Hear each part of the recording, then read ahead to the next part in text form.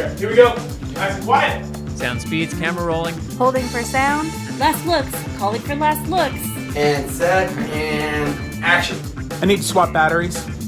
You know, making movies is hard. Making movies is hard. Welcome to Making Movies is Hard, the podcast about the struggles of being an independent filmmaker. I'm Alrik Presales. I'm the founding host of the podcast. I've been crewing up on sets since college. I've served on feature films, shorts and commercials, corporate videos. As a filmmaker, I've made about a dozen shorts and features, either as a producer or a director. And I'm just finishing up post on my first feature film as a writer, director, the alternate. I'm Liz Manischel. I'm a writer, director, producer, and I also happen to cast the work that I make. I have 2 feature films under my belt and a third one that I'm currently writing. I am a former film critic and a current distribution consultant who used to manage the Creative Distribution Initiative at Sundance. This week we have the amazing Ross Putman.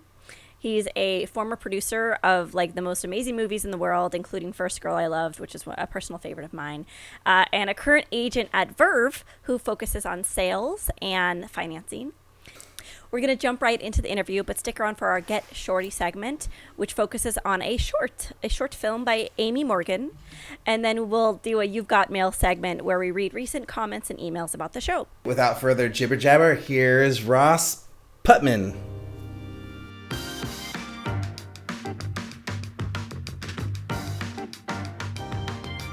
Yay! Okay, yay, Ross! Thank you for being here today. And this is unusual because usually we talk to someone and we ask them lots of questions about one project, but we're going to ask you just about yourself. So get yourself comfortable.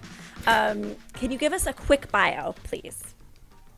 Well, thanks for having me on. I'm a talker, so I will try to consciously stop myself from running on all the time, but you know that, Liz. My name is Ross. I used to be a producer, indie producer. I made a dozen movies over the past decade or so, and transitioned a couple years ago into becoming a film finance and sales agent at Verve in Los Angeles. So that now I help people put their movies together. I just don't go on set and make them. And as a result, I've lost 20 pounds and I'm far happier and my life is filled with sunshine and roses. So why did you decide to go from being a producer to an agent? So I never worked in an agency. A lot of people start in agencies in this business. They'll be an assistant or they'll be an intern there or in the mailroom, which is kind of the traditional idea people have of how to break in. And I never did. I went from film school to becoming an assistant, and then I became an executive at a company, and then I eventually became a producer on my own. So the agency world was very foreign to me. And to be honest, most of the agents that I had to interact with weren't all that interested in the movies I was making, not because they're bad people or don't like good things, because I make good movies. It's because I was making tiny little movies with no money involved with them, right? And at the end of the day, you're trying to get people jobs, trying to get them paid as an agent. There's not a lot of money in tiny little independent films. So for me, my experiences with agents were pretty limited in terms of what I thought they did for movies. Then I got to meet the team at Verve. We collaborated on a film that I produced called Plus One, which is a romantic comedy on Hulu. I'm plugging it right now, starring Maya Erskine and Jack Quaid. It's lovely. And I was trying to put that movie together with the team, and Verve wound up bringing most of the financing to the project. They said, we have a relationship with this, and they delivered. So we wound up working together on that. They sold the film, and in the aftermath, they said, have you ever thought about becoming an agent? And I thought that was insane because I've never worked at an agency, never found agents to be particularly helpful on my tiny little indies. But then I got to know the team at Verve, and I was just wildly impressed about why they got up in the morning, which was just to make things, to do great work. So that won me over. It was like, help filmmakers get their movies made, help voices be heard, to me is why I was a producer. And that's the same thing I was being pitch to do, but in this kind of institutional capacity where I would work with a lot more filmmakers because we represent so many great people. So I took the leap, and it was a great decision because I get to work with, like I said, so many incredible voices that are represented at Verve, people that want to tell unique and different stories. Every day we're talking about different projects, different ideas, different stories, different budget sizes, tones. And to me, that's really compelling. So I think I got to use the best of my abilities from being a producer. Now I do it as an agent. I wanted you to know the subtitle for the show, just internally. We won't use this to market, but it's Being an Agent and Not Being Evil. And so could you extrapolate a little bit on Verve? Because I know that, from my vantage point, Verve has like a very stellar reputation. And I'd love to hear you talk about maybe why. I think you probably have the same opinion I do. So why does Verve kind of stand out amongst a sea of kind of evil agencies, if I can say that? One being evil. I know you wouldn't take the bait. I'm just going to speak about a Verve and what we do. Verve was founded as a literary agency first and foremost. So that meant we represent writers and directors, not at first we weren't representing actors or unscripted television or even television to start. It was really just features and storytellers. But the agency's grown ever since. And now we represent people across all different categories, meaning writers, directors, actors, podcasters, book writers, reality television, all those types of things we represent. But the core ethos of the agency was client first, of just we succeed when the clients succeed. And that was a really strong sales pitch that the agency still uses and is accurate. And it was part of the reason I wanted to go there, is because I realized that when we get up in the morning, it's to help build the careers and projects of our clients for a radical reason. Follow me here, because we work with them, because we like them and believe in them. So that's a really refreshing and straightforward ethos to me, which is we work with people we love. We work with people we believe in. And if we're going to do that, then we should do the work and we should build with them into the future. And I think the thing that sets Verve apart is we've been on the forefront of a lot of the things concerning our community, like the Writers Guild franchise agreement, where we were the first major agency to reach an agreement with the Guild. And that's because that's what our clients wanted. And it's also what we wanted, because we want to do our jobs to the best of our ability, not sit around waiting. So, as an agency, we've grown, we're representing people at all stages of their careers, very established filmmakers and storytellers, as well as emerging voices.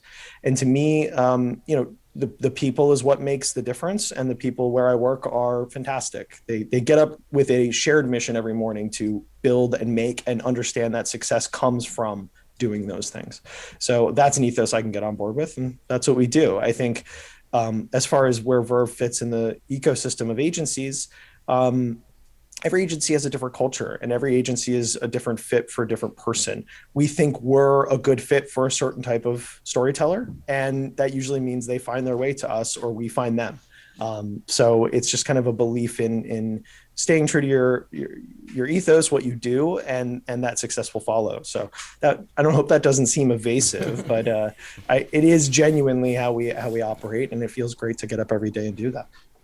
So to double down on Liz's reference to the classic stereotypical agent, like imagining, cocktails at lunch, like getting up, going to work at 11, whatever, all this stuff that you'd imagine like a fancy agent You're just driving talking about Cadillacs. living through a pandemic. That's all that is. It's just.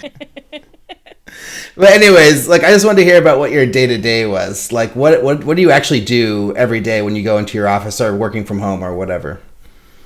So, some of the days spent in meetings, because communication between agents and departments is always very important, to kind of see what's going on over here. How can we be helpful? So there's, a good amount of internal communication that goes on every day.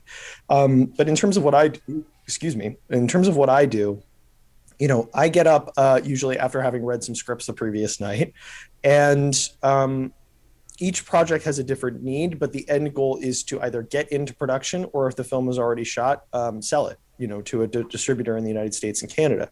So that can mean everything from doing a conference call with the filmmakers to talk about cast lists on the project. It could mean sending out a project to film finance companies that might be interested in putting in the financing to make a film. It could mean that we get a call where someone says, a financier fell out of my project last minute and we're shooting in 5 days and I need to replace them. And suddenly we have a very specific number and we need to go out and make phone calls and find that person that can come in and save the day. It could mean that we just have a great new script from a client who says, I think this could be a great independent film. I've never directed before. I want to direct.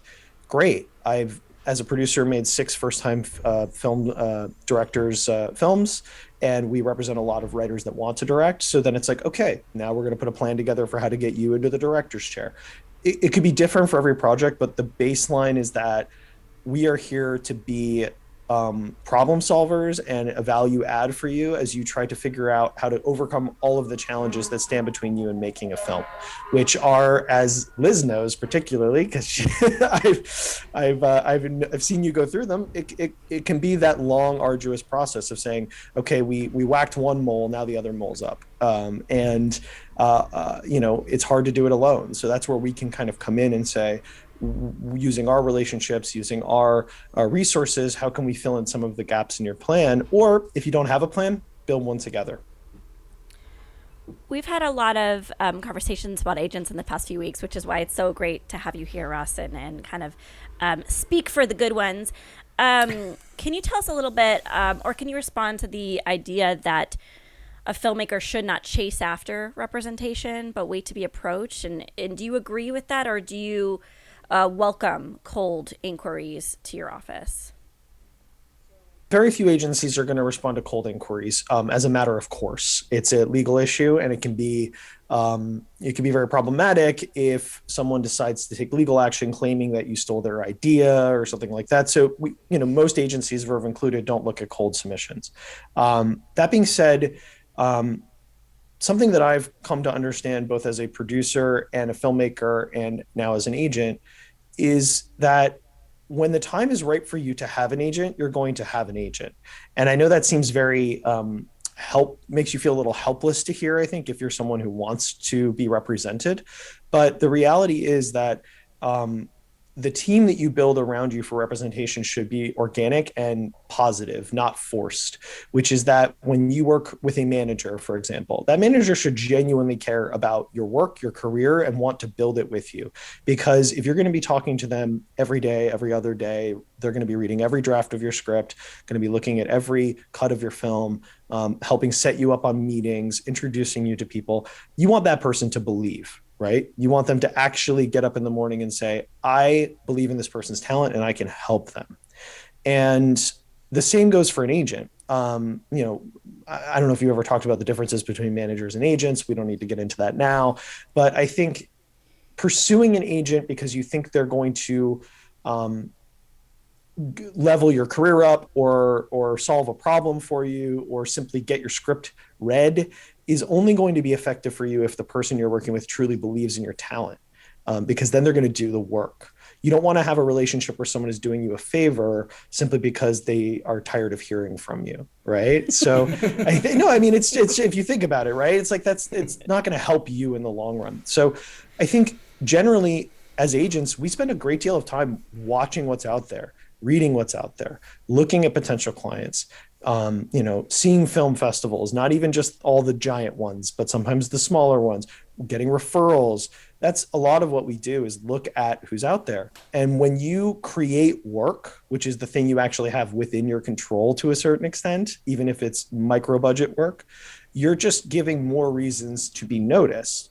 And when you finally make that short or write that script or put together that project that gets noticed, then you have that organic excitement about what you're doing. And the person says, wow, I saw this short you made. It seems like you made it for $50. It was so good. Here's why I loved it. I want to work with you. That's a much better call than emailing 4 times and finally get somebody saying, ugh, you know what? I'll send your script to 3 places, right? Because all of a sudden, the second that you get a pass, that line of questioning is pretty much over. So it's my long-winded way of saying, like, it can feel frustrating, but you are in control of the work you make for yourself. And that is the only thing, if you're looking for representation, the only thing you need to keep doing is making things and making good things.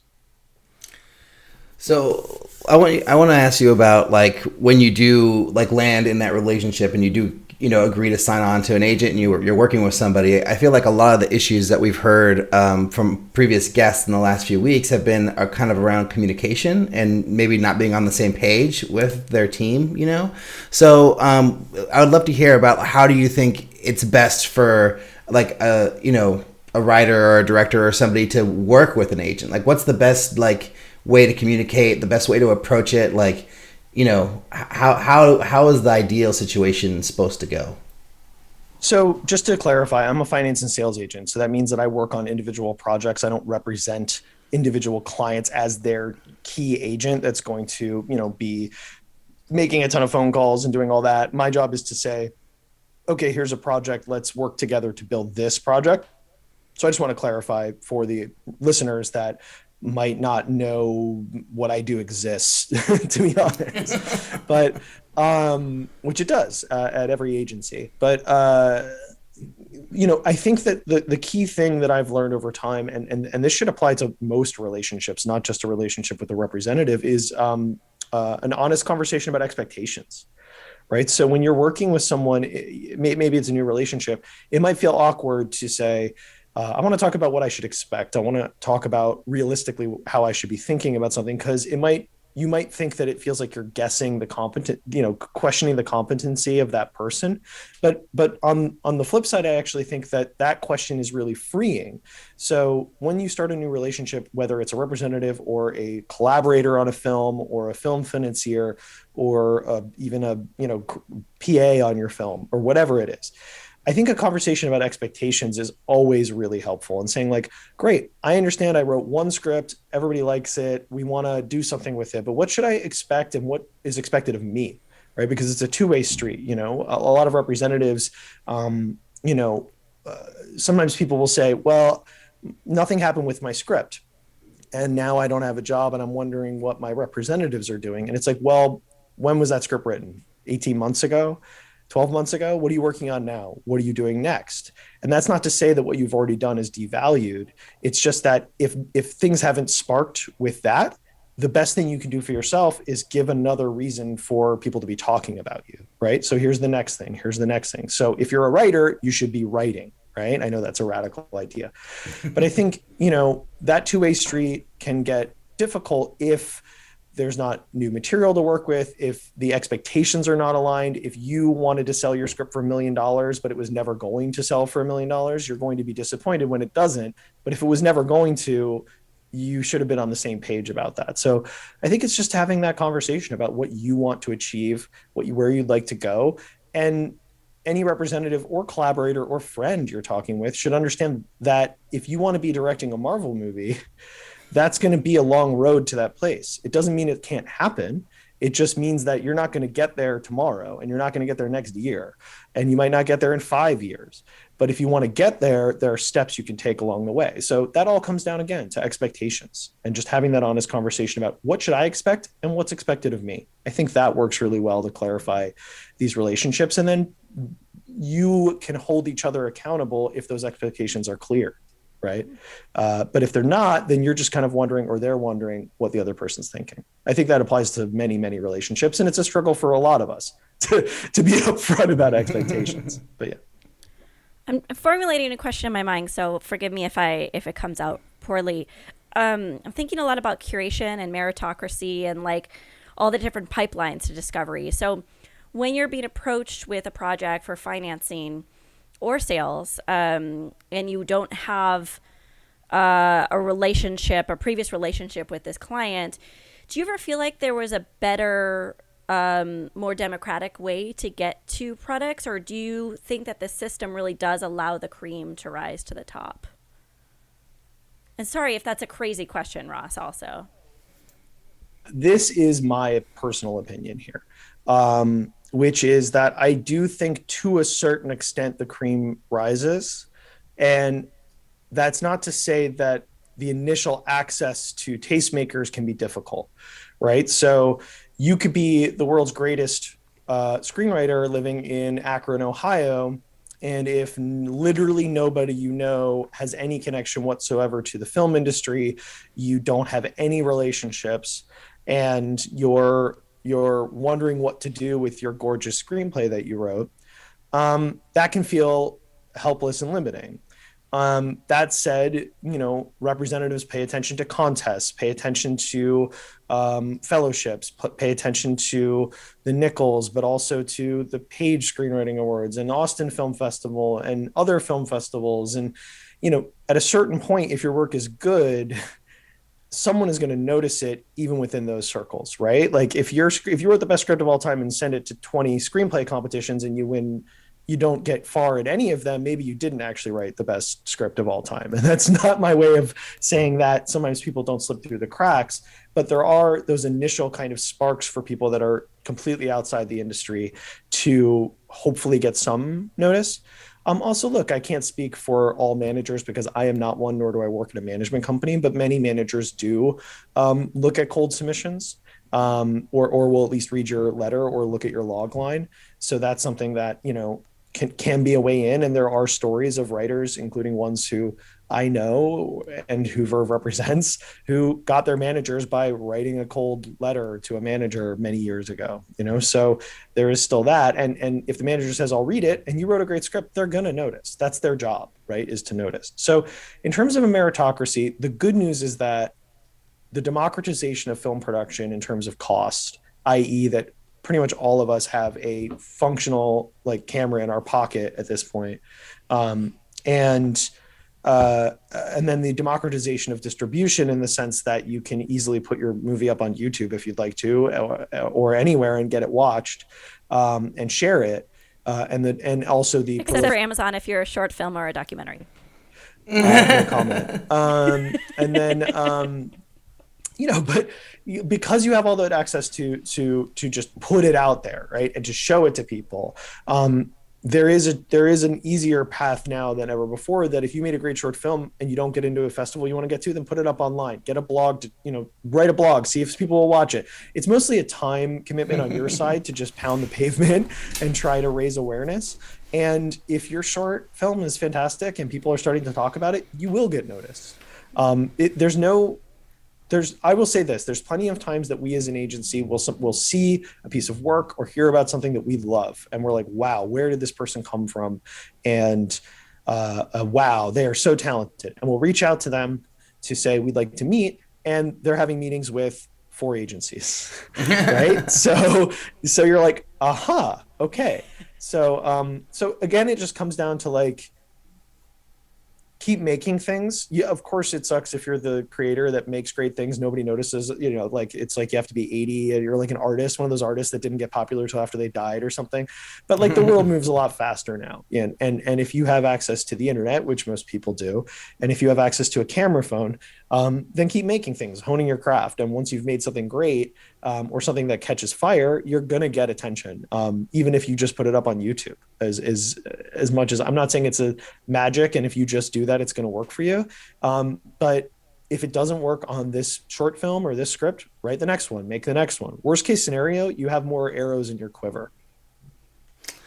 Can you talk about your process on a project and how you find those projects? Are you assigned projects by your team? Are you reading a bunch of scripts to try to find the project that you want to work on? And then once you find that project, how do you get it made? Do you have financiers that you already know that you just reach out to? Do you have to find these people? How Sure. does it all work? So there's this magic lamp that if you rub it, a genie comes out. You get 3 wishes, but you can't wish for more wishes, unfortunately. That's a very broad question. I will try to answer it as quickly as possible. In terms of where material comes from, it comes from many different places. I work in an agency that represents writers and directors. So that means that we work with great talent, and oftentimes it's not about being assigned something. It's about a client will have written a script. They say, I think this could be an independent film. And if they're represented at the agency, one of my colleagues or myself, if I hear about it in a staff meeting, will take a look and say, okay, could I help with this? Right? Because they want to live in the independent world with this, and that's what I do. So I would take a look, evaluate what we think is possible, and then have a conversation with the client about how to build. And if we all like the path, then we go and we do it. Right. And we say, let's go put this together. The other way is, through incoming material, through referrals. That can be a producer who says, hey, this client isn't represented at Verve, but I would love to work with you on building this project. That's a common thing that happens because we work with producers.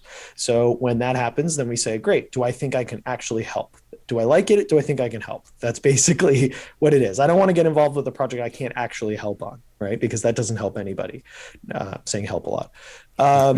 Producers, referrals, relationships. A lot of this business is referrals and relationships because to a certain extent, if follow me here, if a manager I know who has great taste and I know a lot of their clients and they seem to like the same types of things I like, or I know that when they send something, it's always of a high caliber.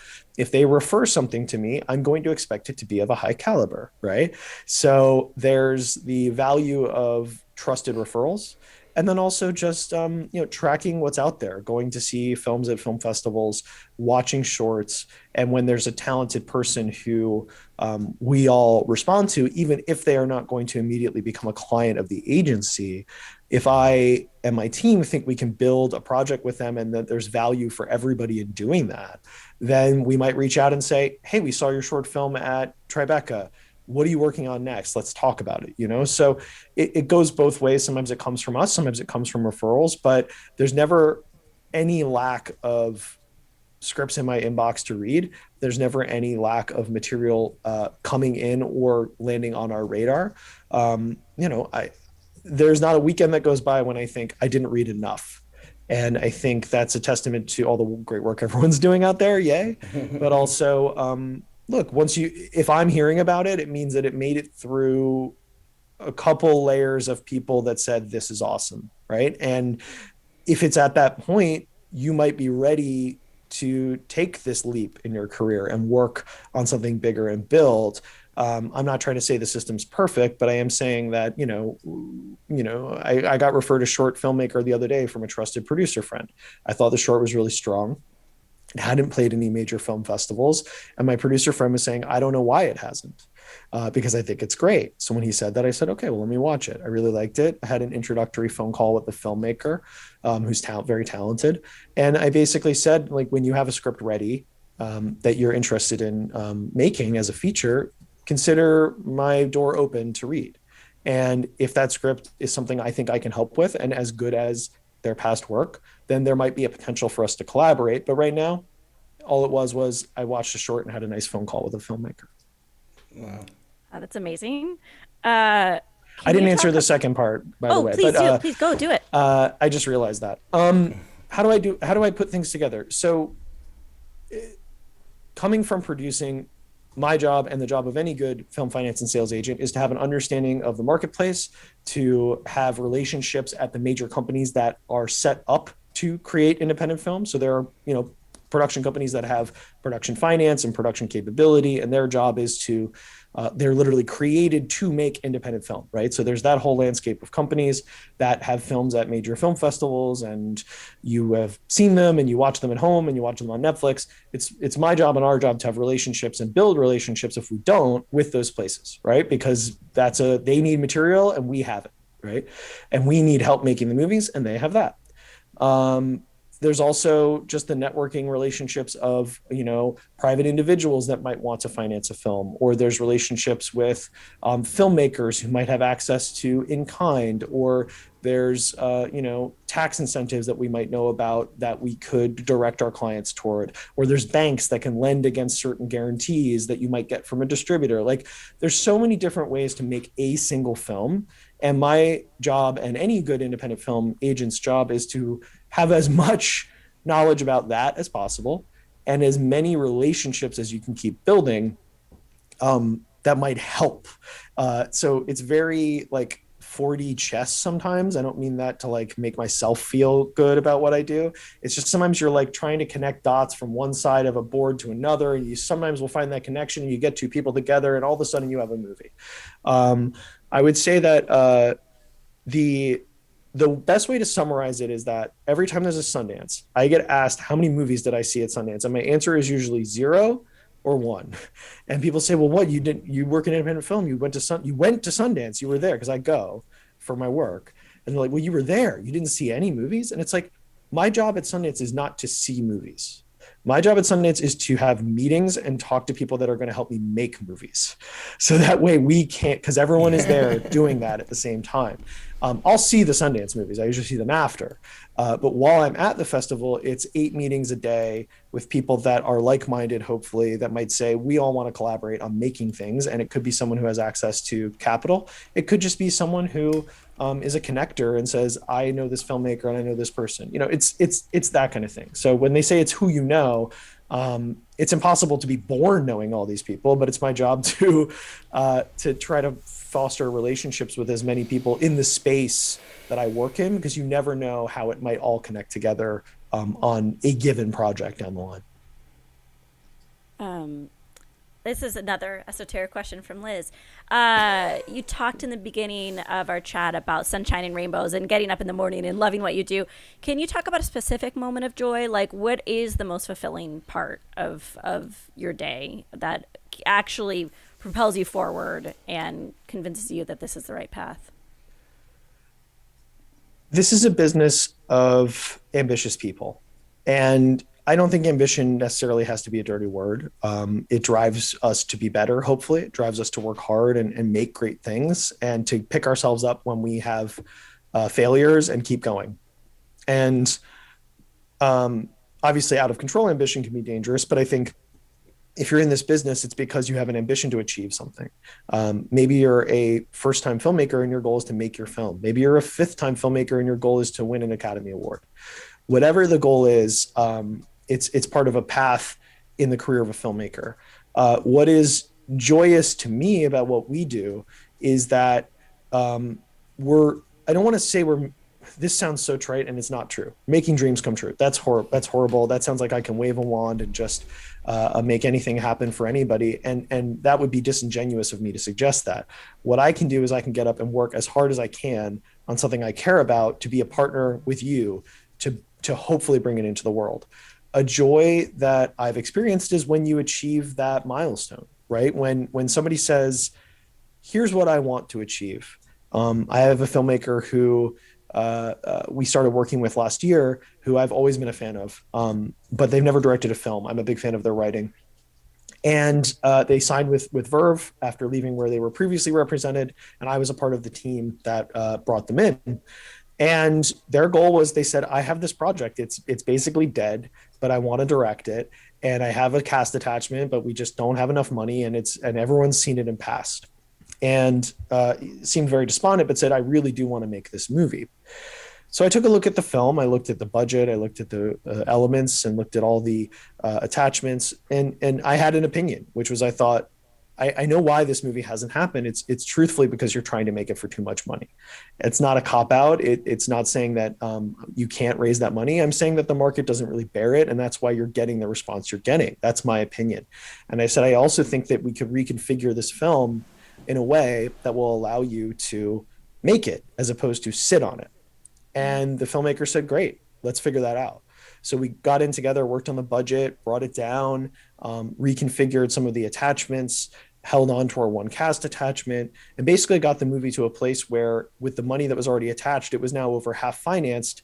And we went out and found another partner at this lower budget level. And within, 6 to 8 months after this filmmaker signed with us, we had a quote unquote blinking green light on the movie. We're waiting on COVID before we can go into production, but the movie is now real. It's financed. It has commitments that cover the full budget.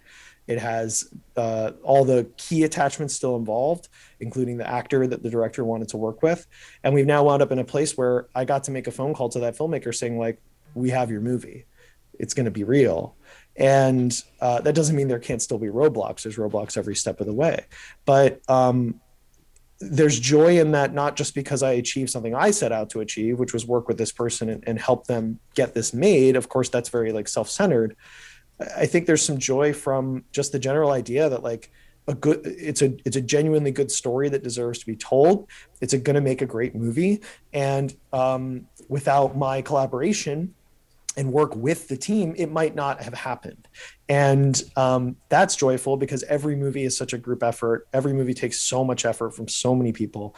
And to see it actually click, you have to step back once in a while and say, wow, that doesn't happen every day. As much as movies get made all the time, sometimes they don't. Sometimes they just fail. They never happen. And when they do, you should take a moment and appreciate that. So those little joys of especially with emerging filmmakers who are saying, I just need that bump to get to the next level, and I know I have the goods and I'm willing to work. And when we can get them that bump to the next level, and then they start to soar, that's really cool, because they were always going to get there if they kept working. But it feels really good to have been a part of getting that person to the place where they could soar, and continuing on the journey with them. So if I sound, I know that's I couldn't get specific about the project, but it's a great feeling to have a film go into production and know that it probably wouldn't have happened if you hadn't been there to help. It's a George Bailey thing, Wow, that's amazing. I have so many questions. I'm trying to filter through my brain to figure out which one to ask first. But I think what I want to talk about is genre, and if there's any specific genres that you find easier to bring to life than others, and more specifically, as emerging filmmakers, what genres are helpful to focus on? Does it really matter, or are there certain ones that are just easier to get made? So in terms of genre for me, it's interesting because there's so much business in the horror space, but it's not a place I grew up with, which is I don't know the touchstones. I didn't live in that world as a teenager, where a lot of people did. So that's the only genre that sometimes I appreciate from an artistic standpoint on the page, but sometimes I don't know all the ins and outs of what makes a genre lover's brain tick. Although I am learning more about that, because it's exciting. That community is really vibrant and loves cinema, and it's so cool how much they support filmmakers. But I think I think there's a conventional wisdom that if you make a horror, thriller, action movie, those are easier to get made. But I think that my hot take is that every independent film is not equally as hard, because each film has different intangibles, but none of them are easy. I guess what I'm saying is none of them are easy. And to act like because you wrote a horror script, it's going to be easy to get made as opposed to writing a drama is not necessarily the case, right? It comes down to so many other things of what are the roles for actors? What is the budget? How many shooting days are you going to need? What's the tone? Is it based on a true story? Who are the producers? That type of, there's so much beyond just genre that applies to what makes a project, difficult or easy, right? So I have a family movie I'm putting together. It's a $20 million budget. I also have a horror movie I'm putting together that's $750,000. I don't think either is going to be easier than the other, because as much as the horror movie is a much lower budget, it's a more unproven filmmaker. So I have to get someone who says, I'm going to take a chance on a filmmaker who's never made a feature before, and also probably on a cast that's not super well known because it's a micro budget movie. On the $20 million movie, it's a big family movie. There's a talking dog in it. It's amazing. And by the way, it's awesome. There's a famous person attached to do the voice of the dog. It's the cutest movie. I love it. When I read it, I wanted to work on it here at Verve. It's our filmmakers, our director and our producer, writer is working on it. But on that movie, here's the challenge of that movie. We got to get $20 million. Right? That's not easy, just because the movie is more quote unquote commercial for a wide audience. The budget is 30 times what that horror movie is. So that means I need to get a lot more resources together with the producers and the filmmaker to make it a reality, which means we need a certain caliber of cast, and we need a certain name value and those types of things. So each project has its own difficulties that are, to a certain extent, look, until you're making the film, we're talking on the phone and tapping on computers. Okay. So how much harder is one email than another one, right? It's I'm not saying that, the volume of calls and emails might not be bigger on one or the other, but the reality is that every project has immense challenges it needs to overcome before it happens. All of that being said, if you're going to make, especially if you're a first-time filmmaker or an emerging filmmaker, which I'd imagine a lot of your audience is going to be, is people that are saying, I want to figure out how to get my thing made. I want to figure out how to move forward. I want to get advice about what to do. it's like, don't worry so much about genre, worry about what you can control. That's what I'm saying. Like, I've told this story probably to Liz 100 times. She knows a filmmaker, Karam Sanga, who I work with, and she helped us when we were at the Sundance Institute. But Karam and I went to film school together, and the first film we made with our collaborator Dave Hunter, who's my producing partner for many years, was we made a movie for $4,000, like a feature film. It took us a year and a half to shoot it. And that led to us being able to raise money to make Karam's next movie, which, because we had made a $4,000 movie that was functional, we could show it to people and raise money for the next one, right? So it didn't matter so much what the movie was. It just mattered that we made it and it was good enough to like level up. So I guess I'd say is like, don't force yourself into a genre. Write what you're excited to write what's actually going to represent who you are and what's on the page, and understand, I think at the base level of almost all the work you're going to do, it will not get made. That's not my way of saying it's not good. Most scripts that are written are not sold and made. Most scripts that are written are samples that get you jobs. They're samples that get you in a room for a meeting that's going to lead to something down the road. So if you're writing something that you think you're reverse engineering it to get made, that's not going to be as effective as if you just put your genuine voice on the page or on the screen. That's my biggest suggestion, is be true to who you are and how you see the world, and don't try to please other people to start. Eventually, you might want to please other people, but don't do it in a vacuum. Please other people meaning take a job. Maybe it's a job where you don't love the source material, but you know you can execute, right? Maybe you take a job adapting something down the road. Take that job, get paid, right? But what I'm talking about is, if you're trying to break in and establish yourself, don't already deviate from what you're good at or what you know. Do what you're good at and what you know to the best of your ability, and that's what's going to get you noticed. And it might mean that the thing you did never gets made. But if the horror script you wrote gets you a meeting to write something else, and now you're getting paid to write that other thing because they love your voice, suddenly writing that script was worth it. Let's talk about sales. And I think you probably are anticipating a question similar to this from me. Due to lack of transparency in this industry, we don't really know if filmmaking is sustainable. But you are in a unique position where you could tell us, Ross, are people recouping? Are people recouping from these deals that you're working with, or can you even speak to that? So on one side, there is a certain lack of transparency inherent to a more digital model, in the sense that, as we all know, Netflix will sort of selectively give you data that is usually mostly focused on like their biggest titles. Some other streaming platforms don't really provide any data to date, which by the way, they don't have to, right? They have no obligation to do so, because there's no middleman in this case, right? When you have theaters that are not owned by studios, you have a middleman, right? Which is, you have the theaters that are selling tickets, and then they're giving the money back to the studios in a split with the studios. That's why we have Box Office Mojo, right? Those types of websites where you can at least see the gross and success of certain films. The streaming era or the home VOD era is more difficult, because there is no obligation or tradition of releasing those numbers, although once in a while you will get some from select distributors. So there is a certain inability to aggregate information as one might have used to do with Box Office Mojo or theatrical or even home video, which usually was reported back when VHS and DVD were huge.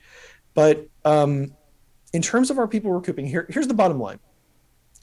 Too much content is being made. So the expectation that everyone can recoup is unfortunately not possible.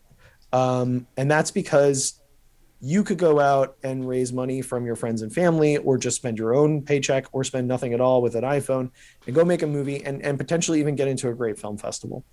But the expectation that you're going to sell that movie for more money than you made it for is one that is not really rooted in any sort of reality about the business over the course of any period of time in it.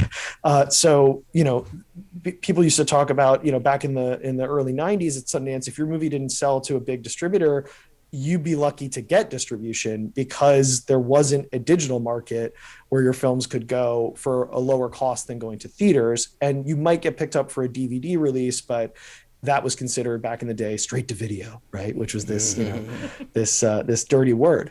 So there has always been an element of risk to investing in film that most companies and investors know. They know that it's risky. And I think that the only way that a movie recoups, and I've had movies recoup all the time, is to curate based on all of the intangibles you can possibly think about in terms of cast and quality and filmmaker and use your taste and use your judgment. I guess that's my way of saying, like, plenty of films make money, and you can mitigate risk more and more at the front end. And that's definitely something that's happening more in our business, is instead of the old, we got somebody to write a $10 million check, went to Sundance and we hoped for a bidding war, which happens to very few people ever at all anyways. It's more so that we would say, okay, we put a film together, we pre-sold some international, or we set it up with a domestic deal ahead of time that we can potentially get out of if we get a better one. That's called a backstop. Maybe there's even just foreign estimates from a company that you trust, that sort of provides a floor on what you think is possible for the film. There's just a lot of different ways to not just do a film with a straight check and then hope you make it back. And I think a combination of there's a competitive marketplace for getting involved early on projects now, which is great because there's so many outlets and so many streamers and so many companies that are releasing content that if you really want something, you need to move fast and move early, which is good for filmmakers, I think. And then secondly, it's just, the democratization of content creation cuts both ways, which is that there inherently cannot be an expectation without reasonable metrics for your film to recoup. Those reasonable metrics can be looked at. They can be looked at. That's foreign sales estimates, what cast you have, what comps you have for the film, what has happened to films with the same cast recently, who are the filmmakers. You could take a look at all that data. And also, by the way, the quality of the thing you're making, which I think matters amazingly, should be number one potentially on that list, because a bad movie can only go so far, in my opinion. But if you can look at all that and say, look, the risk is relatively low on this because we can ascertain from our intelligent knowledge of this business that this is a good investment. It's my job to have a knowledge of that as well, to advise on that and to hopefully push projects that can be like that.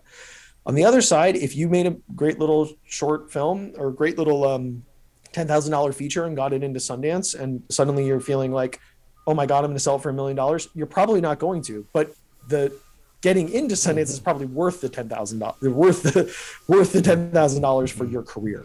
So I guess what I'm saying is, like, the expectation to recoup can only be reasonably fortified by doing the work around that expectation of saying, how do we raise this up? How do we protect ourselves from failing? And in terms of sustainability for the business, I think the biggest thing standing between independent film and some level of sustainability, beyond the fact that there simply is too much content with an expectation to recoup, is there's volatility in the sense that every few years there's a different distribution model.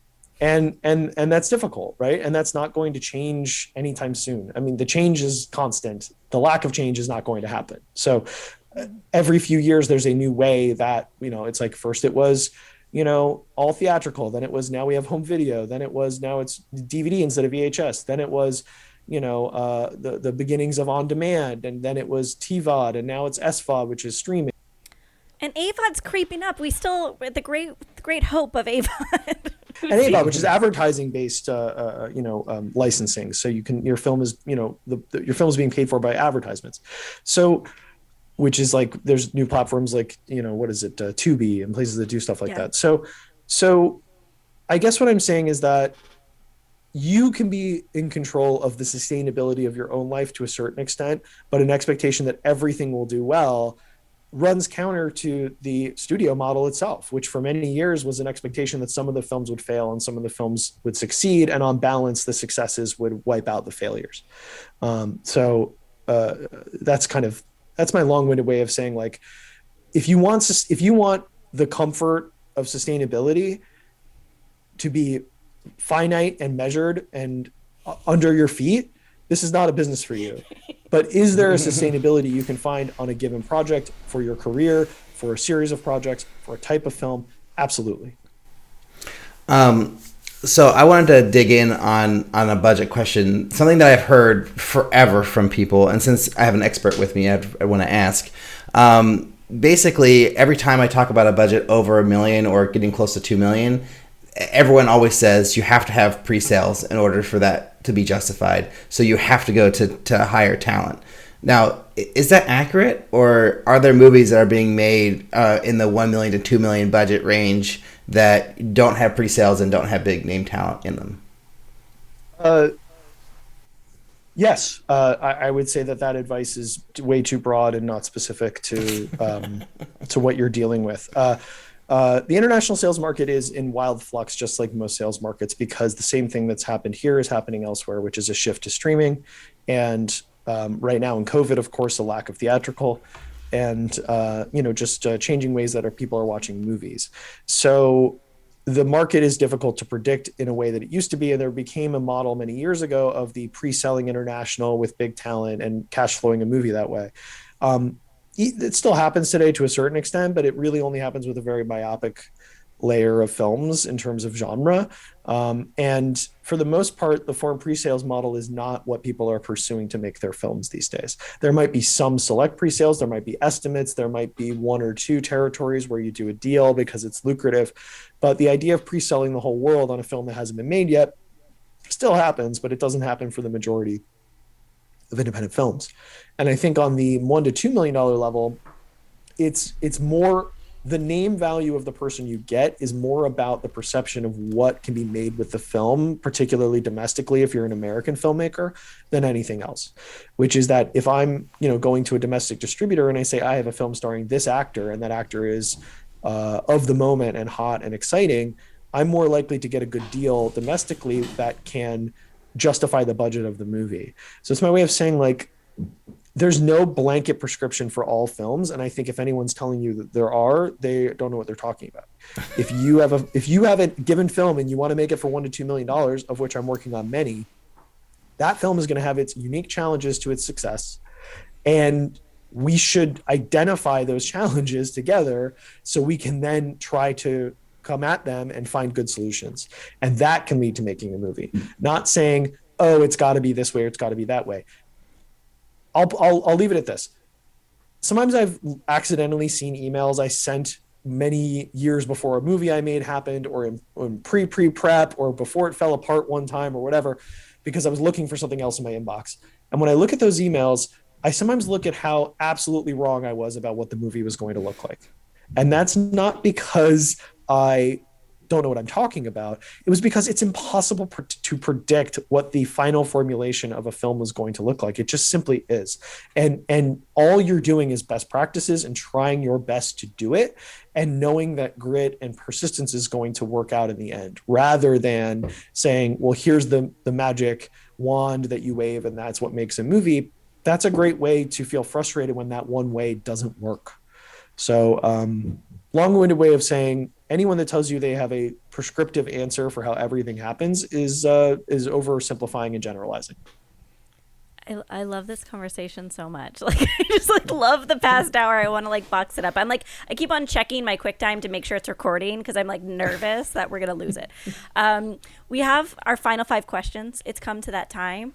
I also recognize that you're a busy person, so I wanted to take a second to make sure you don't have a heart out. I have a heart out of 10. Sorry. Okay, let's do one question then, Alrik. What do you think? Sure, maybe 2. Okay. What's the best filmmaking advice? What advice? Okay, sorry. If you could go back in time, what's the piece of advice you would give yourself, Ross? Press other people. I know that I said this earlier.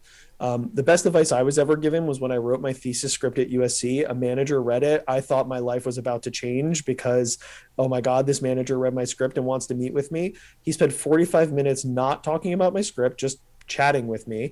And then after 45 minutes, he said, so I read your script. It's good, but I just met with you for 45 minutes and there's none of you in the script. And I said, what do you mean? He said, why did you write this? And I said, I wrote it because I thought it was something I could sell. And he said, that's a bad reason to write something. He's like, you're a functional writer. You're not a bad writer. He's like, but there's no point of view, personality. I can't tell why you wrote this. What is your voice? And that was the best advice I was ever given, which was don't try to please other people, at least at first. And I know I said that before, but if you're going to go and make something, what you should be doing as you're working in your lab and making shorts and writing scripts and doing all that is honing your voice, how you see the world, because an agent and a manager, when you are eventually working with them, that is what we are selling. We are selling how you see the world to someone else. That's it. Wow, that's amazing advice, Ross. So where should people go if they want to learn more about you, if they want to find Verve? Do you have like a Twitter? Do you have a web page? Where should people go? I have a Twitter, but I mostly post dumb jokes. You can Google me. You can Google Verve. I'd say if you want to find out more about, me personally, I've given interviews, they're online, whatever, but I've also produced movies. And, if I'm going to plug one, there's a film I produced called Straight Up, which is up for an Indie Spirit Award for Best First Screenplay that we made for a micro budget. And it's on Netflix right now, from a first-time filmmaker who wrote, directed, and starred and co-produced the movie. And I think if you're an aspiring filmmaker, that's a great one to watch, because that was pulled together with grit, friends, favors, and hope and dreams. And now it's nominated for an Indie Spirit and got released by Strand. It's on Netflix. It's a great movie too. But I think it's just a reminder of that movie was made for a number well under $1 million. And when I say well under, I don't want to give you a number, but just imagine it's well under. So yeah, I think that movie speaks to, I read that script, said, I believe in this, I want to be a part of it. And now it's on Netflix and nominated for awards. Wow. Thank you, Ross, for being here. Thank you for having me, guys. This is a pleasure, and hopefully your listeners are not too scared by my talking. No. Absolutely not. Talk to you later. Awesome. Bye, Ross. Yeah, Liz, oh my God. I want to high five you. Jeez, what a great fucking episode. So, Liz, what did you think of our conversation with Ross? Is this the one we virtually high-fived afterward? Yeah. We were like, yes, this is amazing. I love it. The one thing I will have to say, I don't know if Ross is going to listen to this episode or not, is that when I asked that question about being in a wonderful vantage point, being able to see whether films are profitable or not, his literal bread and butter is dependent on making successful sales. So while I would never call Ross dishonest, I do think it is beneficial to him to answer in a positive light. And I would love to have an off-the-record conversation with Ross to see, are filmmakers really, are films really turning a profit these days? And then also, is his vantage point just that of the films that are doing really well, because he is so well positioned at a really powerful agency? So I've been thinking about this past week is what would Ross say if you weren't on a podcast? Interesting. Yeah, I don't know. It just sounded so wonderful. It was I want him as to be my agent. I want to be at that agency. I want to work with him on a film, but it's obviously not that easy. And the amount of filmmakers that he works with and that his agency works with and agencies like him work with are probably, it's a very, very small percentage. Most of us don't get this kind of privilege to have such a powerful force behind us and getting our films made, But he made it sound so easy. It's oh yeah, you just do this, you do this, you do this, and then, oh yeah, then a movie's made. Well, he's also Ross. I've known him for a few years. He's one of the reasons I became a vegetarian. He's this person who I have a vegetarian crowd that I turn to when I made the decision, and he's one of those. But Ross is just so brilliant that he can sum up things in that very charming way that I think I feel like when I'm saying these things, I'm devaluing him. He's so wonderful. I'm actually trying to puff him up. He is so smart that he can sum things up very, very cleanly. Mm-hmm. Whereas I think if we were in the middle of the process, there would be more pain and havoc involved. I mean, I think he was very honest, talked about the struggle and how, some movies don't come together and some do, and what it takes to get a movie, packaged and ready and funded and everything. But yeah, I don't know. It sort of was this thing that I've been hearing a lot from guests lately, similar to what we were hearing, agents don't help very much for a few episodes in a row. I feel like I've been hearing just make good work is like the kind of lesson that I've been taking away, is that like all this, whatever, like trying to network and posturing and positioning and all this stuff, like, that doesn't really matter. Like all that really matters is the work that you make. And if you make good work, then it'll rise, and that's sort of what his position is. And I've heard that from other people too. Like, oh yeah, like if you've written a great script and you push it into the system will find it and that movie will be made. And I don't know if that's necessarily true. I kind of feel like that maybe that's a little bit of a rosy, sort of depiction of things. But I do think that regardless of that being true or not, it's still up to us just to make the best movies that we can and keep on creating. And then that's how we'll continue and grow as filmmakers, But you have to be strategic to a degree, and the films that, I'm working with Naomi McDougall-Jones on this incubator, and maybe one time we could talk about it because it seems very vague every time I mention it. But we talk about how certain films and filmmakers get on an elevator to success because they get supported by Sundances and Tribecas and Film Independence. And I do think there's a lot of filmmakers just left on the table who are really good storytellers who are not being programmed by top tier and not being supported by nonprofits. And my personal mandate is it's the long game for these filmmakers. Mm-hmm. They just have to keep making work. Just like you're saying, you have to put the work in. But I don't think the cream rises to the top. And I think it's all about actually outlasting everyone for those who aren't in that wonderful privileged position to be plucked from obscurity. Right.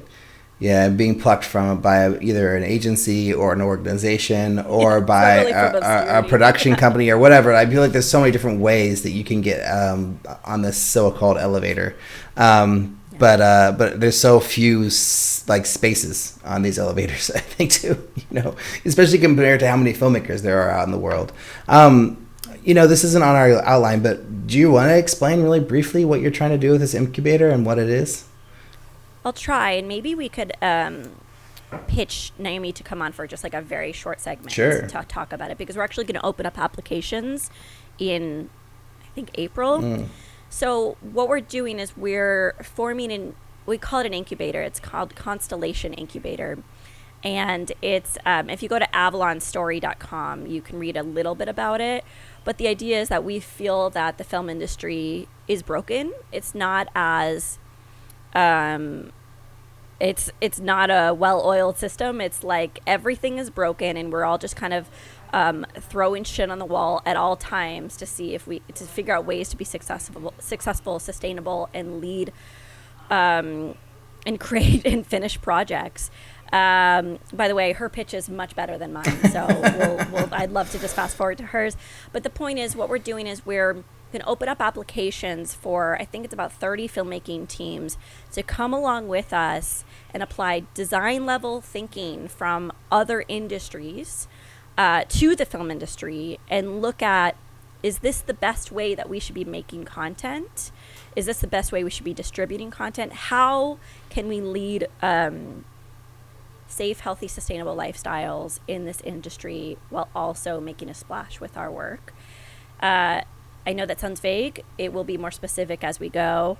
And then from that group of filmmakers, we're going to lead essentially master classes with industry experts on how to put films together in a more sustainable way.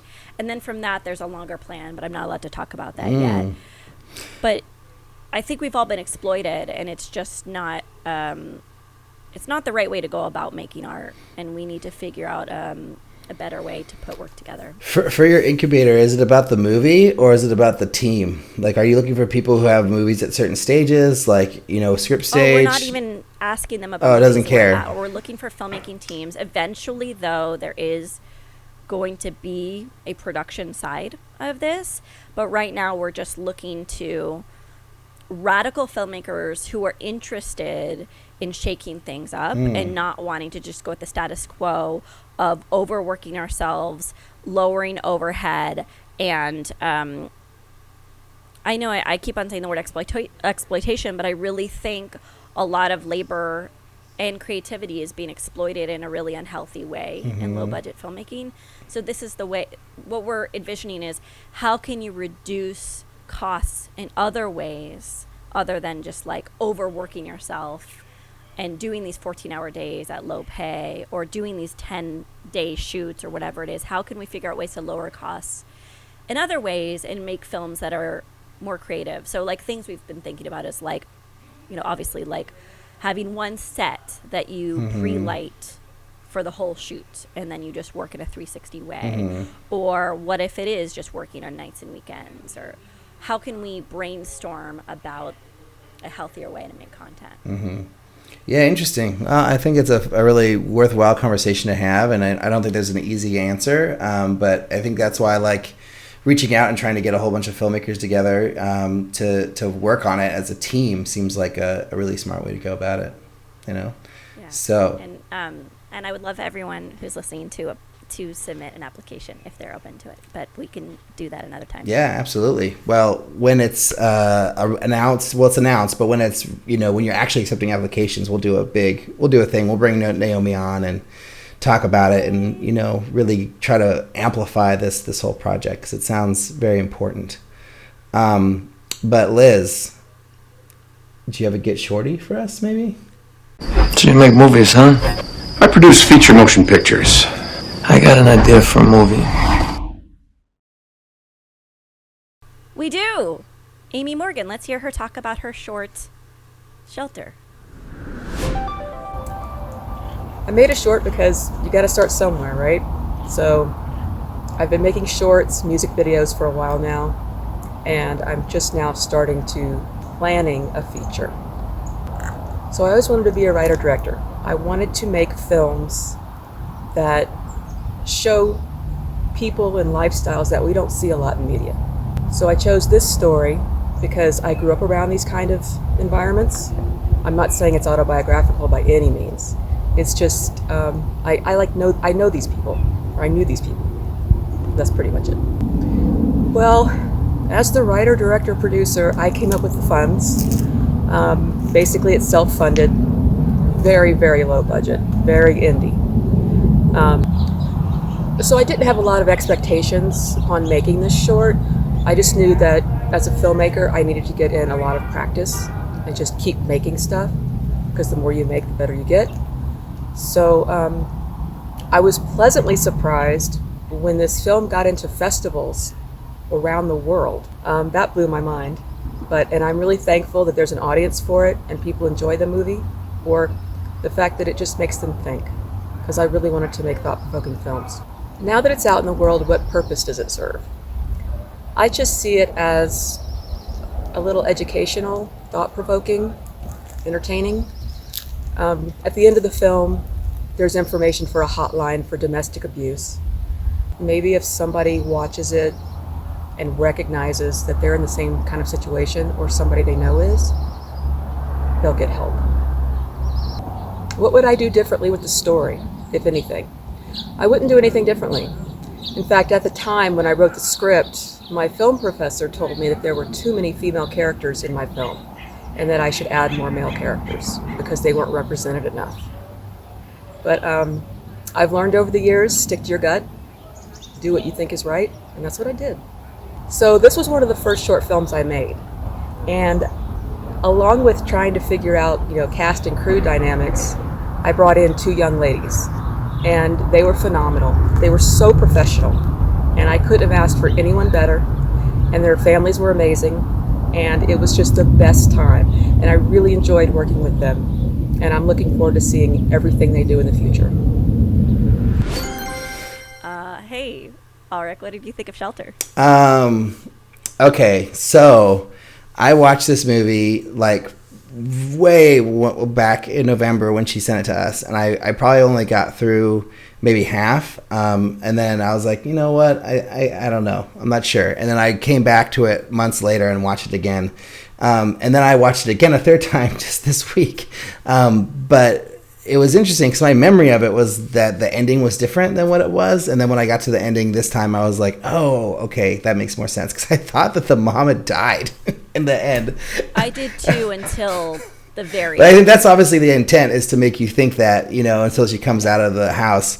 But yeah, I mean, I thought it was an interesting story. I feel like as far as a short film, like all the pieces were there, you know, but I think the toughest thing, and the thing where I think it suffered the most, was that the kid actors were not the best. And it's really hard with kids, because it's hard to find good kid actors. It's hard to, even if you find a good kid actor who can give a good performance, it's really hard to get a good performance out of them.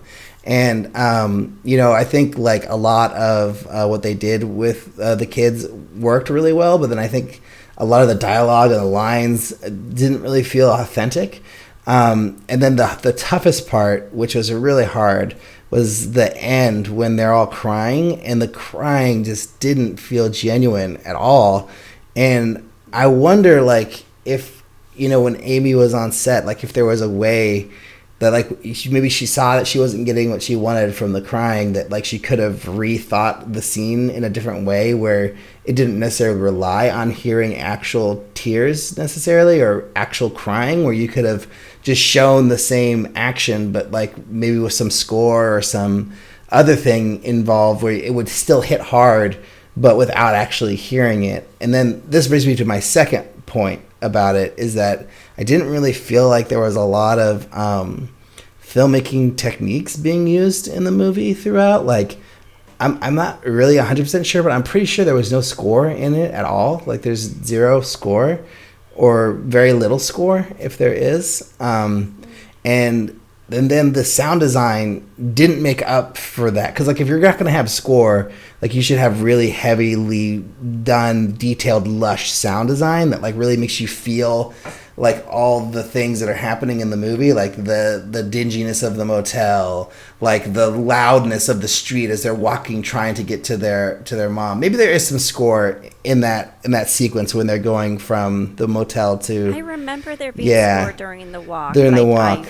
I would have to watch it again. But yeah, I feel like a lot of it, there was like a little bit of a missed opportunity. My favorite part of the filmmaking was the close-ups of the kids. Like, I thought that was really cool that they decided to get really tight for a lot of their shots and everything. But I just feel like there didn't really seem to be like a good sense of style and a good sense of like tone necessarily throughout the whole piece. And so I think, along with the, you know, the kid actors not necessarily being the best, I think that was really the downside for me. But I really thought the story was good. Like, I thought there was a lot of great things in the short. And obviously it's an important story to tell, these terrible, scary things. And I think when the kids were alone in the motel, I did have a feeling for them, you know, of like, oh God, what's going to happen next? You know, like, oh geez, what's going on? But I think there was like opportunities for other things that could have made it sing a little bit better for me.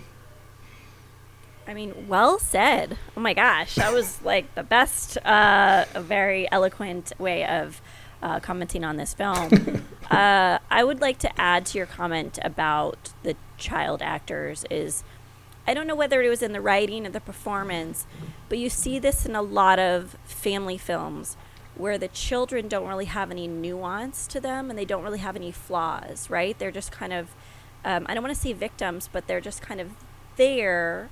And, you know, anytime I see a child on screen in trouble or hurt or impending doom, I feel for them, right? So that's, you know, great for storytelling, just to even have them as a plant in the film.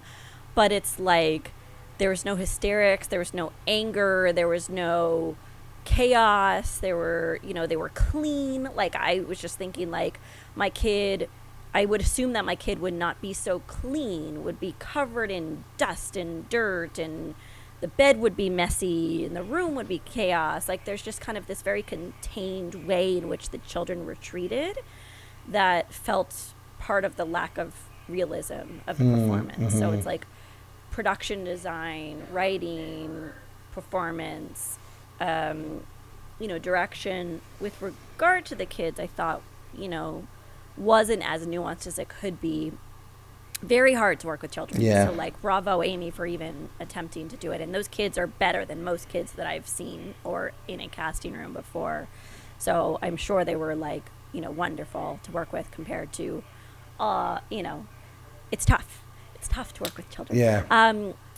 I remember that Australian short we watched a few weeks ago where there was like the turn of the protagonist where it felt unearned a little bit. Right. That protagonist had completed that arc. It felt like that happened again here, where the little girl clearly, who I think of the protagonist, the older sister, resented her mother for all of her decisions that led them to this hotel room. Right. But by the end, she hugged her mother, and I just didn't see her come to that realization in the short. Right. It was like, was she panicked? Was she fearful? Was she hysterical? Was she angry? Like, I didn't see it go to that hilt in order to come over the hill of like missing and loving her mother. Right. So I missed that beat. And then I thought the makeup at the very end of the mother was tough and not the best. And so, Right. It might be the nature of the low budget, of course. But that being said, like, we're talking about it, right? And I always like, and I think you do too, we always like to end with the positives. And, it's very hard to do what Aimee did. And it's 6 years old, so I'm sure she's done other work since. So I think we wouldn't have so much to talk about if there weren't something there. And I hope that Aimee, comes back to us with a response or shows us something else she's done, and we can celebrate her again in that way. Yeah. I totally agree. Yeah. I like what you said about the nuance, and that like the kids didn't really have a lot of visual storytelling elements to go along with their characters, which would have definitely helped. Do you remember the short from like years ago or a long time ago? And I don't even know if they were on the show or not, or if we just watched it and tried to get them on the show and they couldn't come on. But it was like these two boys being left alone at home while the mom goes to goes on a job interview or whatever. And then you're always kind of worried that something bad's going to happen to the boys, and then there's like a moment. I don't remember. Oh, man. Keep going. Yeah. And so that was a really cool short. And it ended with, a really like sad thing happened. I don't think the boy died, but it was like, he got injured, like roughhousing with the other brother or whatever. And but that movie was like laced with like nuances as far as like depicting these boys. There was like no dialogue in the whole movie. It's just the boys like kind of like being with them by themselves all day while their mom's at this job interview, and then she comes home and then finds one of the boys like unconscious, and then either an asthma thing, I can't remember, but anyways, it was really a well done short. And it just reminded me of like when you're talking about the lack of nuance, I was thinking of that short and how much nuance that short had. Anyways, Aimee, great job. Sorry to be so tough, but yeah, I mean, I want to know what other people think. And good old Gary Kennedy, who listens to every episode, wonder what he thinks of this short. But yeah, I think we need to get on to You've Got Mail. My breath catches in my chest until I hear 3 little words. You've got mail. So wow, 201 subscribers. Holy moly, we did it, Liz. Yeah. That's amazing. Yeah, we did it. Now, next goal. What was it? 300? 250, 300. We'll take whatever we can get.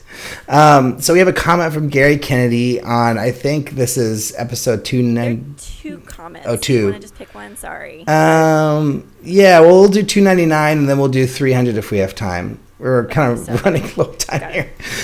So Gary Kennedy writes on the Camila Brown episode, first off, I'm a pretty mediocre filmmaker myself, but we need to talk about the rattlesnake in the room. Hyperthermia was rough.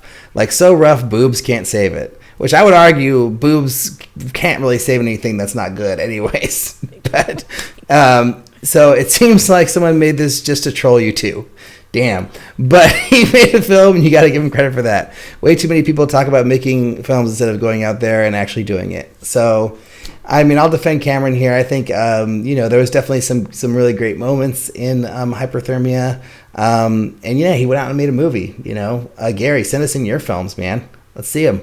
Come on, Gary's movies. That could be a whole segment. Yeah. Gary's movies. Just send us one, and we'll get you on Get Shorty, man. And you can see how it is. We do have another comment from him, but we don't have time, so we're going to skip it. Yeah, I have to leave in 3 minutes, so let's just... Yeah, well, just very quickly, I just wanted to shout out to David Zeiger. Oh, yes. We interviewed filmmaker David Zeiger a few months ago, who is my former boss, by the way, so I was very invested in getting this on the show. And we didn't release the episode, so I just wanted to say thank you, David Zeiger, for taking the time, and everyone should go to displacedfilms.com and check him out, and that's all. Yeah. That's the first time we've ever done that, and I mean... We probably should have done that in the past and just didn't. But, anyways, that's the way it is. But thanks, David, for your understanding. We appreciate you. But, yeah, Liz, I think it's you, right? Oh, okay. Well, if you want to support the show, yeah, please do on Patreon, www.patreon.com/MMIH podcast. Anything you can give is meaningful. If you want to send a question, comment, or suggestion, please do to podcast@makingmoviesishard.com. If you like this show, please leave us a review on iTunes or any of the places you can leave reviews for podcasts. It's been a few weeks since we got a review, and we really would love to hear what you think of how we're doing. Finally, check us out on Facebook, Instagram, Twitter at MMIH Podcast, and YouTube at Making Movies is Hard Podcast. And please press subscribe.